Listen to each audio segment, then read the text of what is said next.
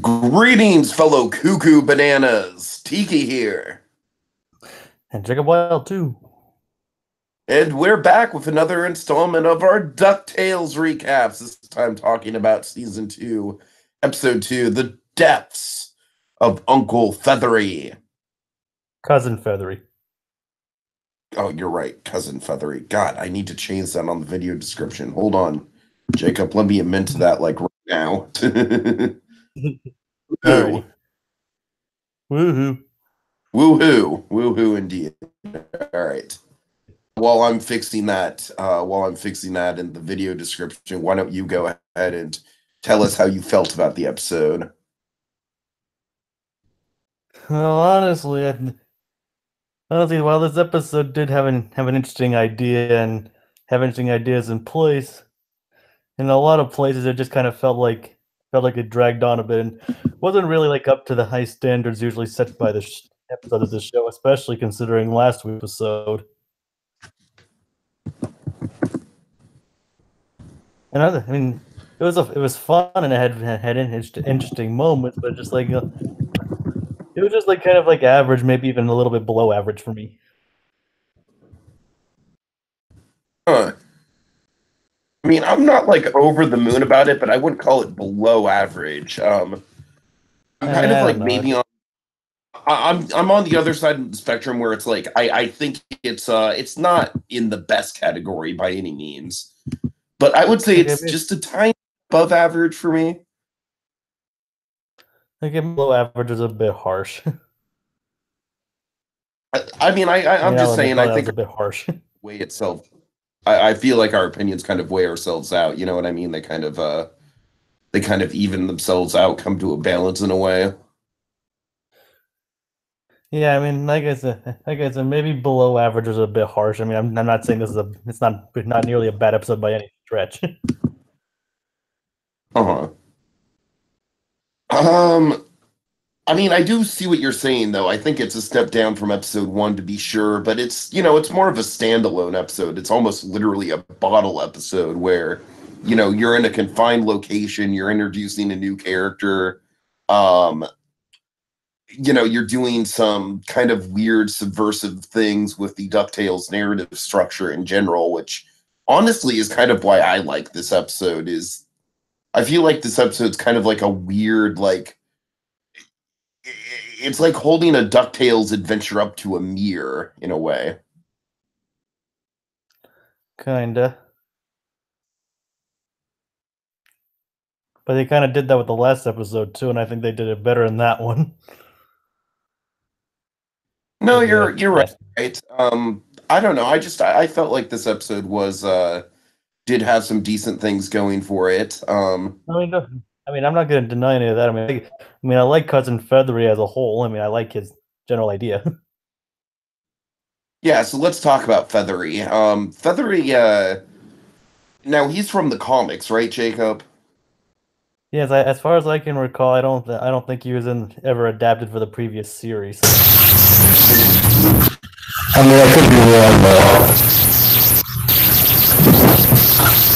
Jacob God boy. Oh my god. What? Hold on, Jacob. Okay.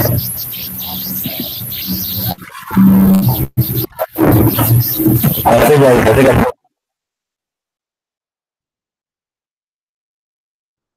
All right. I'm sorry about that comment here. Yeah, Jacob does that sometimes. I'm sorry, Pink Pearl Apple. So Pink Pearl Apple, you're saying it was a genuinely good episode. It had a gross kiss, Cousin Feathery, and we found out LP Launchpad has had quite a few girlfriends that have inexplicably shown up when these kids meet new family members. Yeah, you're right. That is a reoccurring trend here. Leaning more towards you, Pink Pearl Apple. I thought it was a good episode. Don't think it was as good as episode 2 or as episode 1 of season 2, not by a long shot, but I still liked it quite a bit. I like the self-contained element of it. I like how it kind of played with your basically it kind of played with your whole idea of, Cousin Feathery being a bad guy and everything, because there's like 2 or 3 moments. These are my favorite moments in the episode where Cousin Feathery, basically it's like, it's the end of the line for you. No. no, I'm sorry. I just mean the end of the line because the line got snapped. You know what I mean, Jacob? There's 2 or 3 of those moments with Feathery that really we're kind of like building up and questioning, like, is this guy, like, what is the deal with this guy? Is he a villain? Is he just off his rocker? Is he a genius? Well, it's pretty much as Donald described him, cuckoo bananas. He's cuckoo bananas. That's a perfect Donald line. Yeah, but it's total, and it kind of, he's not technically wrong. In some ways, he's not wrong. I will say the frustrating thing with this episode is Dewey, basically Huey trying to, it's just frustrating to see him buy into the Cousin Feathery of it all, like, so much and so hard, and like most of the episode you're on Dewey's side of things. That could be a little obnoxious. Kinda, yeah. Pink Pearl Apple, you mind? I'm not exactly sure. I'm not exactly up to speed on November 10th. What the episode is going to be? Can you get us up to speed with that? For the next episode,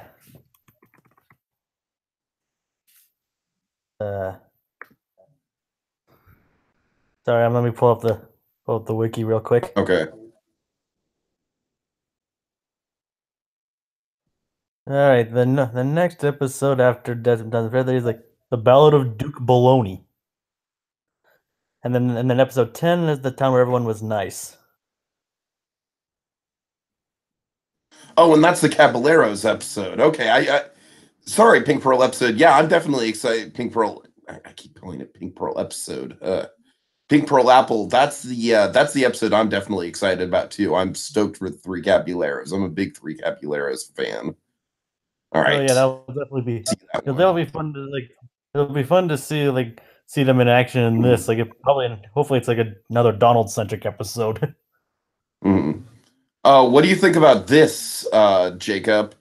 Pink Pearl Apple is throwing out Huey is Mini Feathery, Louie is Mini Gladstone, and Dewey is Della. That's actually kind of an interesting look of parallels. I'm kind of liking it. I don't know how intentional that is. I mean, maybe I forget what Gladstone actually looked like. I mean, I'm pretty sure Gladstone had a green motif going on. And we didn't really give much of a look at Della, but it'd be kind of interesting to see. Interesting if like all these parallels are in fact intentional.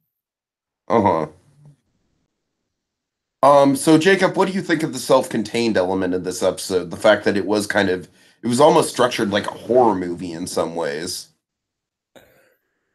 Yeah, I mean, I thought that part was interesting. Like, one thing this episode absolutely does get right is the overall atmosphere. Like it very well captures like the horrors of the deep. It kind of reminds me of like that. What's that Michael Caine? Oh, The Sphere. In a way, I could see that. Like the underwater research facility and all that. And things go wrong. What do you think of the choice that Louie was kind of set on the sidelines, even after Louie was almost established as the main character of this season? Well, they won't go down that route. I mean, it could have been just a coincidence that Dewey was the main one. Well, but then again, there were a lot of episodes where Dewey was sidelined in the last season, so it's kind of too early to tell if it's going to be the case. And Louie is kind of the punchline of the episode. Yeah, let's just go find a way to blame it on Louie. All right. Oh yeah. Oh, that was Jacob, funny. we have to talk about the big headline of the episode. He kissed a worm. Yeah, that was a bit Jacob, weird. that was horrifying. Yeah, at least they acknowledged how horrifying it was, though. Like that whole sequence was like very like it made my skin crawl in a way, and I'm not saying that in a bad way. I'm saying it was effectively like, oh man. And honestly, the idea that giving it compliments and loving it is what would make it go away just made it all the creepier. Like that was a very abstract and kind of weird concept. Yeah, but fortunately, unfortunately, they even react to the comments even if they're not sincere, as Huey pointed out. It's like I'm too terrified to be sincere. Okay, but I mean, like they definitely nailed that kind of vibe really well. I mean, the horror aspects they definitely got down. I will give it that. I'd like to see like Oh God. God voice, God voice, God voice. We get that under control, man. Okay. Folks, let's see. So yeah, one of the things, Pink Pearl Apple, how do you like Feathery as a character? Feathery as a character. Did you think he was a good representation of the comics? If you're familiar with the comics at all? I'm curious, because for me, Feathery was kind of almost a better version of what Gladstone was in season one, and I thought that the mirror between Dewey and Feathery was a lot more interesting than what we had going for in season one with Gladstone. And you're right, it is 3 days before Halloween, so I think I don't know. I think they are kind of going with that kind of general aesthetic, which I think is clever. And technically this is kind of marketed as a Halloween episode. Uh-huh. So Yeah, and well, I think that it's not necessarily a Halloween episode at all, like, but it is kind of like a suspense thriller in a way. yeah, I can see that. It was nice and I definitely like the and going on for your whole like what Gladstone could have been. It definitely has that they got someone like Tom Kenny to do his voice.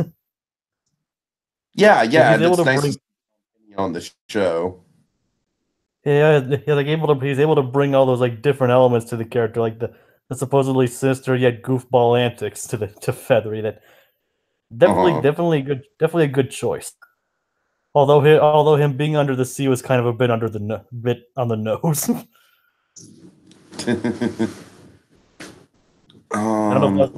I don't know if that was intentional or just a coincidence. All right. what do you think of the big reveal that he wasn't actually a scientist? He was more of a janitor. Honestly, it didn't surprise me, but it was still kind of interesting nonetheless to like just see Huey and Dewey's reactions to all that. Just kind of like it's almost like unintentional deception, right? I mean, he never actually explicitly. It's funny that no one ever actually said that he was a scientist. It's like kind of Huey just That's true. Huey That's just true. Huey I just kind of assumed he was basically because like oh he's at the facility therefore he must be the scientist.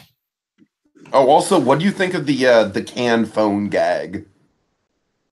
It was kind of funny. I mean, it was really kind of funny. I was like, and it makes you wonder how is he able to contact them with that? Uh-huh. Must be except unless he had a really long string. Okay, so Pink Pearl Apple says that she's coming at it from the Brazilian and Italian side of the comics, and said that Feathery's held up very well from the Italian comics.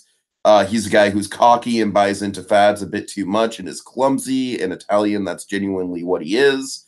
So thanks for the input, Pink Pearl Apple. Nice to see some insight there. Hey. Really appreciate it.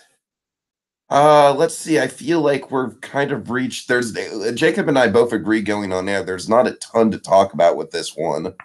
And I think if we do our eventual season 2 retrospective, this is going to be one of those ones where we're going to kind of pass by it quickly, be like, yeah, it was good, but yeah. I just want to see more of Launchpad stuff. Well, I'd love to see like, like adventure. It's like I don't think that's the same girlfriend he had in episode with Gladstone. But it would have been interesting to but it'd be kind of interesting to see how Ped got into these kind of situations. It's like I would like to actually kind of see these kind of two plot lines intersect in a way. Yes, but at the same point, I feel like the fact that we don't see Launchpad's adventure makes the punchline a little funnier. Yeah, I know, but maybe who knows? Maybe we'll get the same gag next season. Or maybe on every adventure, like Pink Pearl Apple is suggesting, he has a different girlfriend, and so every location they go to, he has, some girlfriend like this, and he gets into a similar situation. It seems Launchpad really gets around. Uh-huh. All right. So I think that's about it, Jacob. I think we've pretty much run the gauntlet. Yep. Talk about, you think? No, other than the fact that it seems like Ellie, I don't know if it's just a coincidence or not, but it seems like Donald might be seen getting a bit more focused. I mean, like he's actually at least has speaking lines so far. Yeah, it was nice to see Donald just kind of messing around at the start of the episode. That was a good a good little way to insert Donald into the episode without having him be a focal point or anything. Yeah, it's actually just nice to see both see him and Scrooge actually agreeing on something for a change. Funny enough, one of the things they both agree on is how much they dislike their cousins. Because they previously bonded over the fact that they didn't like Jacob. And now they don't like Fethry. Okay. Let me just go ahead and end it, folks. Thank you so much for watching, and thanks especially to Pink Pearl Apple for providing consistent commentary in the chat. I mean, thank you so much. It's been very nice talking with you, Pink Pearl Apple. And to everyone else, thank you so much for watching. It's always a pleasure doing these things, and it's always a pleasure to get an audience for them. And in the meantime, stay tuned next week where we talk about another episode of DuckTales. A woohoo!